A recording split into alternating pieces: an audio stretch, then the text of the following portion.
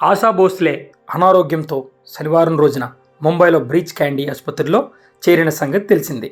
తీవ్రమైన అలసట, ఛాతీ ఇన్ఫెక్షన్ కారణంగా ఆమెను ఆసుపత్రిలో చేర్చారు.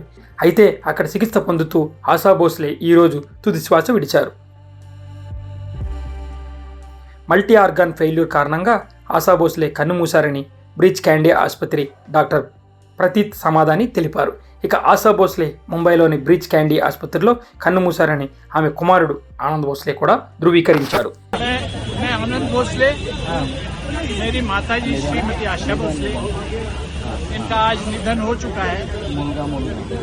कल सुबह 11 बजे वो जहाँ रहती थी कासा ग्रैंड लोअर परेल, वहाँ पर जिनको अंतिम दर्शन लेने हैं वो आप वहाँ आइए। और 4 बजे कल दोपहर को शिवाजी पार्क में इनके अंतिम संस्कार होंगे। ఈ మేరకు ఏఎన్ఐ వార్తా సంస్థ రిపోర్ట్ చేసింది. ఇక ప్రస్తుతం ఆశా భోస్లే వయసు 92 ఏళ్లు. తన గాత్రంతో ప్రపంచవ్యాప్తంగా అభిమానులను సంపాదించుకున్నారు ఆమె. జిప్పి, లహరి, ఇళయరాజా, ఏఆర్ రెహమాన్ వంటి ఎంతోమంది లెజెండ్ మ్యూజిక్ డైరెక్టర్లతో ఆమె పనిచేశారు. స్వతంత్రానికి ముందు సంగ్లీ రాష్ట్రంలో పుట్టిన ఆశా భోస్లే 2008లో పద్మవిభూషణ్ పురస్కారాలను పొందారు. అత్యధిక పాటలు పాడిన ఫీమేల్ సింగర్గా గిన్నీస్ బుక్ ఆఫ్ వరల్డ్ రికార్డులో స్థానం దక్కించుకున్నారు ఆశా భోస్లే. హిందీ, మరాఠీ, తమిళ్, తెలుగు, బెంగాలీ, మలయాళం, కన్నడ, గుజరాతీ, ఒడియా ఇలా దాదాపు 20 భాషల్లో పాటలు పాడారు ఆశా భోస్లే. उत्साह वाखाणण्यासारखा होता. आम्हाला ही पूर्ण खात्री होती की लता दिदींची तर आम्ही 100वी करू शकलो नाही, पण आशाताईंची 100वी निश्चितपणे करू शकू. पण दुर्दैवाने काळाने ती संधी दिली नाही. आशाताईंसारख्या सुविख्यात, जगप्रसिद्ध आणि ईश्वरीय आवाज असलेल्या एक आमच्या गायिका आमच्यातनं निघून गेल्या. मी त्यांना विनम्र श्रद्धांजली अर्पण करतो. त्यांच्या कुटुंबाच्या दुःखामध्ये आपण सर्व सामील आहोत. पूर्ण शासकीय इतमामामध्ये त्यांच्या कुटुंबियांशी चर्चा करून ते ठरवतील त्याप्रमाणे पुढचे सगळे विधी होतील. पण मला असं वाटतं की आज संगीताकरता आजचा दिवस हा अत्यंत दुःखद है. हिंदी में बताइए, क्या कहेंगे? आशा भोसले हमारे बीच नहीं रही, क्या यादें हैं आपकी उनके साथ? ये पूरे भारत के लिए और विश्व के संगीत प्रेमियों के लिए बहुत ही दुख की बेला है. सबसे वर्सेटाइल आर्टिस्ट के रूप में जिनको जाना गया, ऐसी आशाताई भोसले, इनका दुखद निधन हुआ है. भारत के इतिहास में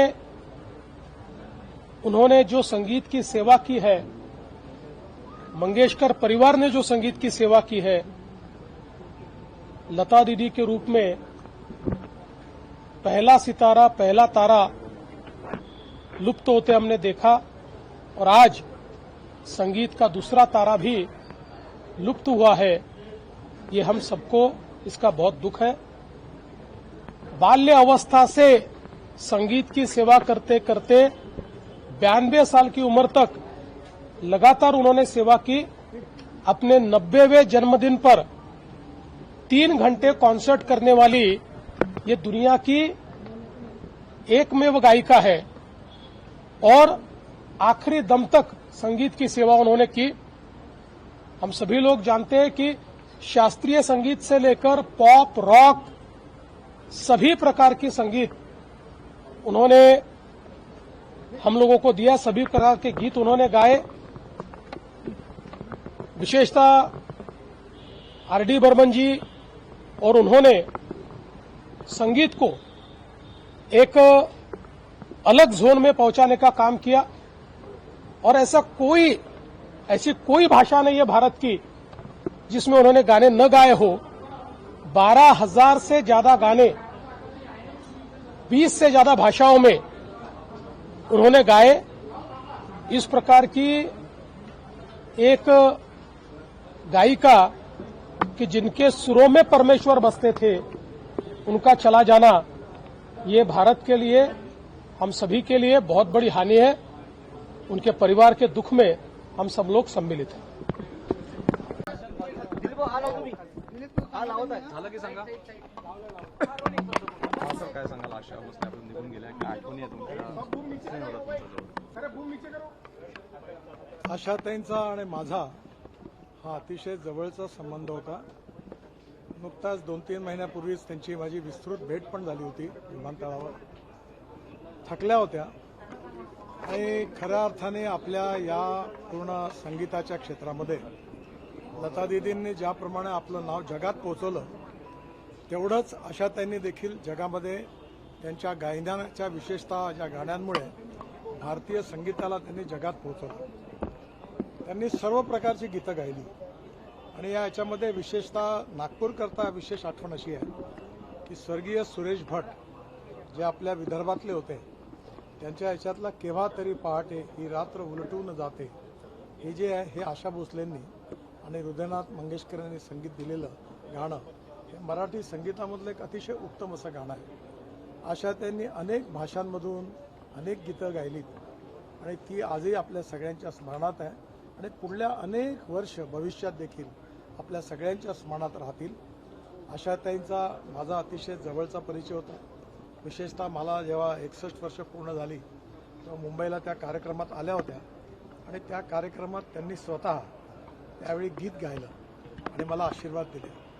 त्यांच्या मृत्यूने आपण संगीत क्षेत्रातल्या अशा गायिकेला मुकलो आहे की जिने आपल्या देशाचं नाव खरं म्हणजे विश्वात प्रसिद्ध केलं आणि म्हणून व्यक्तिगतरित्याही पण त्यांच्याशी, त्यांच्या परिवाराशी, मंगेशकर कुटुंबियांशी फार जवळचा संबंध होता.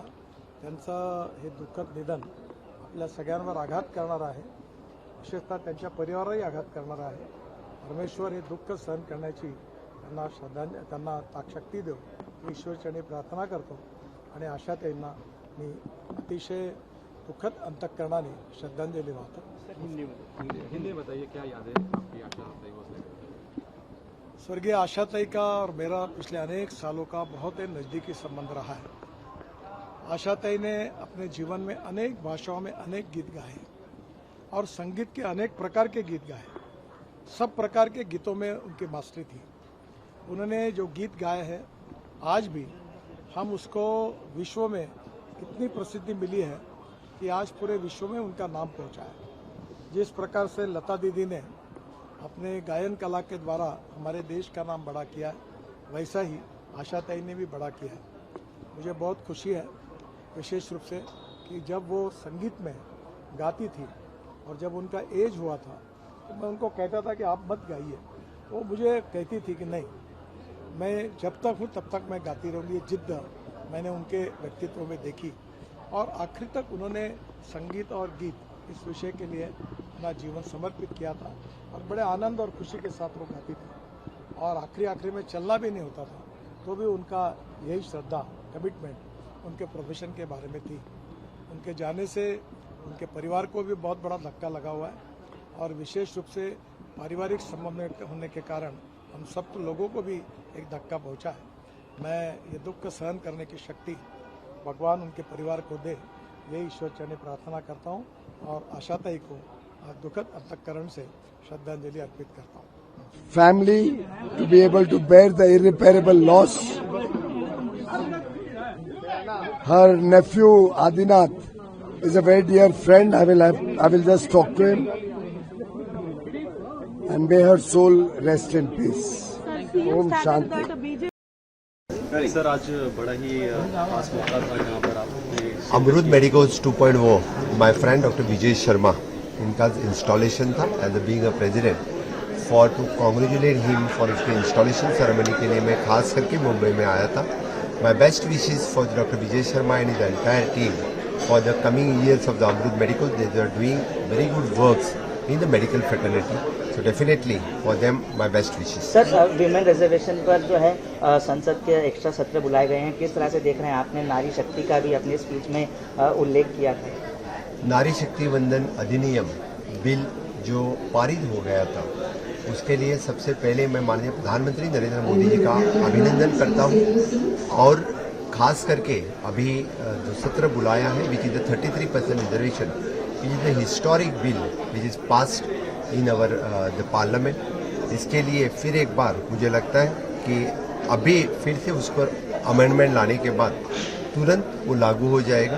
पहली बार यानी देश की आज़ादी के बाद अप्रॉक्सीमेटली आफ्टर द 75 ईयर्स यानी एक्चुअली महिलाओं को उनका न्याय मिल रहा है, महिलाओं को सम्मान मिल रहा है। ये बड़े गर्व की बात है। इसीलिए मैं फिर एक बार सभी हमारे बहनों का बहुत बहुत अभिनंदन करता हूँ इन एडवांस में।